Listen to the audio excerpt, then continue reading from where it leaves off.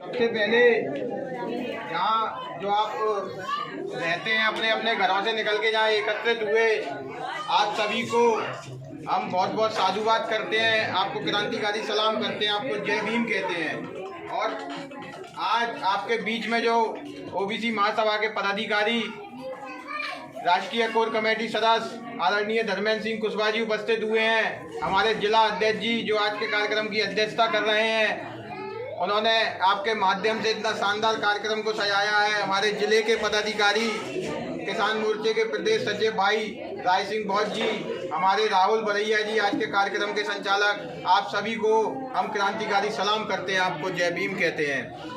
दोस्तों देखिए, सबसे पहले समझने की ये जरूरत है कि हम यहाँ एकत्रित क्यों हुए हैं और इस देश के अंदर तमाम सारे आडंबर हैं, चाहे वो धार्मिक आडंबर हो, चाहे वो जातिगत आडंबर हो, तमाम सारी कुरीतियाँ हैं। लेकिन सबसे पहले हमें ये समझने की जरूरत है कि इस देश का सिस्टम क्या कहता है और हमें किन बातों में उलझाया गया। काफ़ी सारे लोग ये जानते नहीं होंगे कि जातिगत जनगणना का मुद्दा क्या है, काफ़ी सारे लोग जानते भी होंगे।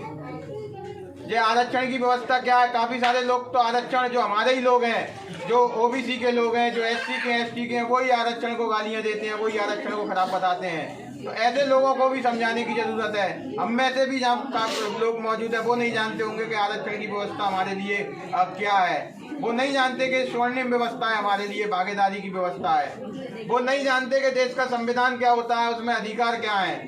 वो आज हमें समझने की जरूरत है। सिस्टम जो है, जिस सिस्टम ने हमको इस देश में अंधकार में डाला, उसको समझने की जरूरत है। आज जब से आज़ाद हुए हम और आज तक सिर्फ हमें धार्मिक सपने दिखाए गए, जातियों के नाम पे लड़ाया गया। अगर कहीं हिंदू मुस्लिम का दंगा होता था तो हम हिंदुओं की तरफ से लड़ने पहुंचते थे। अगर कहीं दो जातियों का, जो छोटी जातियों बड़ी जातियों का झगड़ा होता था, तो हम अपनी अपनी जातियों की तरफ से पहुंचते थे। जो एससी का होता था, दलित होता था, वो दलितों की तरफ से पहुंचता था। और जो ओबीसी में छोटा जाति का होता था, जो कुशवाहा है, नाई है ना, तमाम सारी जो जातियां हैं वो दलितों के पक्षवार में रहती थी। और जो बड़ी जातियों का होते थे, यादव हैं, लोधी हैं, किरार हैं, वो अपने आप को ठाकुर समझते थे। लेकिन असल में जो देश की व्यवस्था, जो देश के संवैधानिक व्यवस्था थी, जो हमें इन जातियों को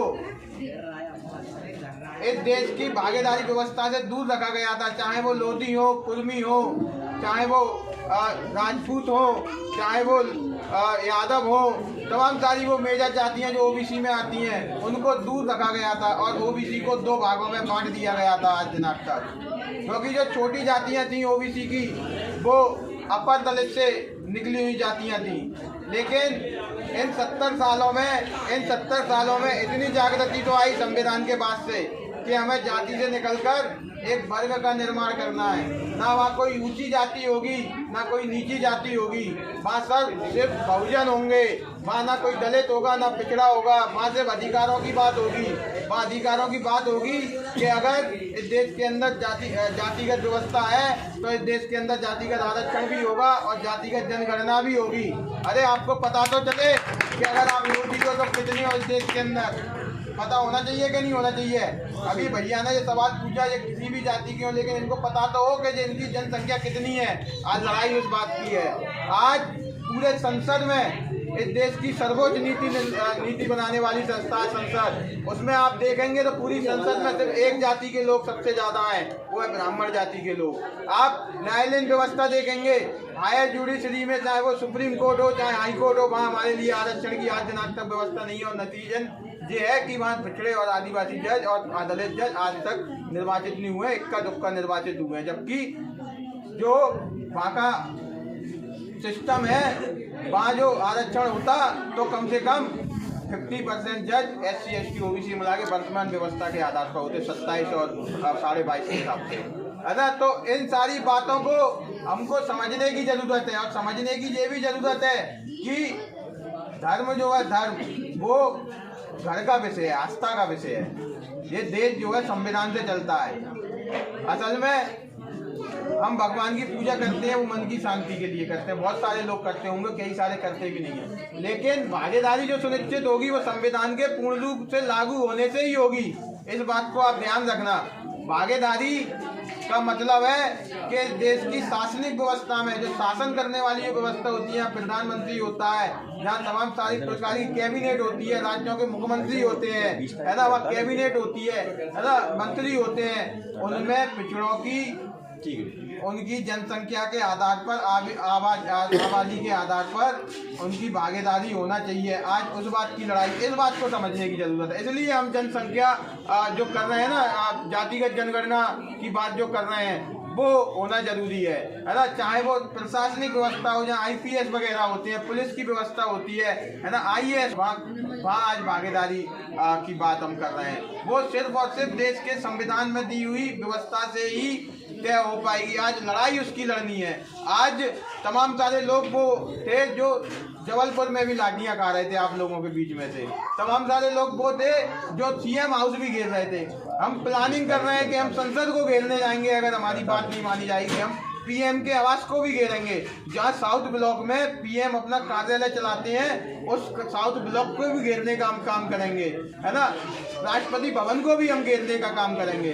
लेकिन सबसे पहले जो आपको समझना होगा, मेरे अकेले से जाने से मैं नहीं घेर पाऊंगा, इनके अकेले से जाने से नहीं घेर पाएंगे। जो 2000 लोग वहाँ लाठियाँ खा रहे थे, वो अकेले 2000 लोगों से नहीं घेर पाएगा। वो इलाका बहुत बड़ा है, वहाँ 2 लाख आदमी चाहिए पूरे देश से इकट्ठा करना है।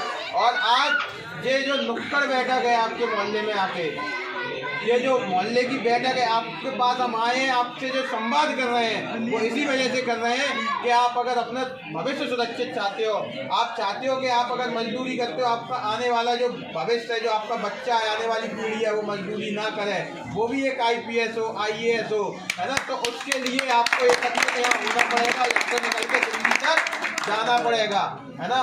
और जब हम दिल्ली नहीं जाएंगे तो हम जिस अच्छी शिक्षा की बात कर रहे हैं ना, जो महात्मा फुले और सावित्री बाई फुले की जो देन है ना, जो आने वाली 3 तारीख को सावित्री बाई फुले का दिन है ना, तो वो हम शिक्षक दिवस मनाएंगे। उस शिक्षा को बचाने की लड़ाई है ना। वो स्वास्थ्य, आज कितने लोग हैं, आप मुझे बताओ कितने लोग हैं आप में से जो अपोलो में जाके इलाज करा सकते हैं, जो साईं बाबा मंदिर के बगल में अपोलो है, बच्चे में पानी लो, है ना। कितने लोग हैं आप लोगों में से, 0%। कितने लोग हैं जो अपोलो में करा सकते हैं, जो बड़े बड़े हॉस्पिटल ग्वालियर में बने हैं वहाँ करा सकते हैं, दिल्ली के मैक्स में जाके करा सकते हैं। यहाँ 10 लाख रुपए एक बार भर्ती होने का चार्ज लगता है। कोई है आप में से? मैं नहीं करा सकता, मेरी औकात नहीं है, इनकी भी नहीं है, यहाँ जितने मुकद्दीदी बैठे हैं किसी की नहीं है। हमारी औकात है सरकारी अस्पताल में इलाज कराने की। आज वो स्वास्थ्य व्यवस्था को बचाने की लड़ाई है, और वो जब ही बचेगी जब इस देश के अंदर मजदूर क्रांति होगी, जैसे किसानों की क्रांति हुई, देश की सरकार को झुकना पड़ा, है ना, जब वो दिल्ली गए। इसलिए आपको ये समझना पड़ेगा, जैसे किसान आंदोलन में वहाँ टेंट लगे थे कि ये शाहजहाँपुर का टेंट है, ये उत्तराखंड के फलाने जिले का टेंट है, ये हरियाणा जिले के खाप पंचायत का टेंट, अलग अलग खाप पंचायतों के टेंट लगे थे, अलग अलग जिलों के टेंट लगे थे। तो आपको भी सुनिश्चित करना पड़ेगा कि जिस वार्ड के अंदर जो मीटिंग हो रही है, उस वार्ड का टेंट OBC आंदोलन में संसद भवन के सामने लगे। और इसके लिए आपको संकल्प लेना पड़ेगा। आज संकल्प लीजिए कि हमें अपने बच्चों की शिक्षा को बचाना है। 10,000 स्कूल खत्म कर दिए मध्य प्रदेश की सरकार ने। सरकारी स्कूल जहाँ हम पढ़ सकते थे, हमारे बच्चे पढ़ सकते थे, हमारी औकात नहीं है सिंधिया स्कूल में पढ़ाने की, है ना, वो दून स्कूल में पढ़ाने की हमारी औकात नहीं है। हम तो सरकारी स्कूल में पढ़े थे और हमारे बच्चे भी वहीं पढ़ेंगे। उसी को डिजिटल बनवाना है, उसी को कंप्यूटरीकृत करवाना है। तो आप संकल्प लीजिए उस शिक्षा को बचाने का, और सरकारी अस्पताल को जहाँ सबसे ज़्यादा दलित पिछड़े इलाज कराते हैं तो सरकारी अस्पताल को बचाने का जातिगत जनगणना के लिए लीजिए, ताकि आपकी भागीदारी सुनिश्चित हो सके। और आज संकल्प लीजिए अपने आप के लिए कि मैंने तो अपनी ज़िंदगी गुजार ली, लेकिन अपने बच्चे की मैं ज़िंदगी ऐसे नहीं गुजार सकता। संकल्प कीजिए और जाने की तैयारी कीजिए। आपका बहुत बहुत धन्यवाद, आपने सुना। और एक शानदार मीटिंग का जो आयोजन किया गया है यहाँ पे, सभी आयोजक मंडल का बहुत बहुत धन्यवाद, आपका बहुत बहुत शुक्रिया।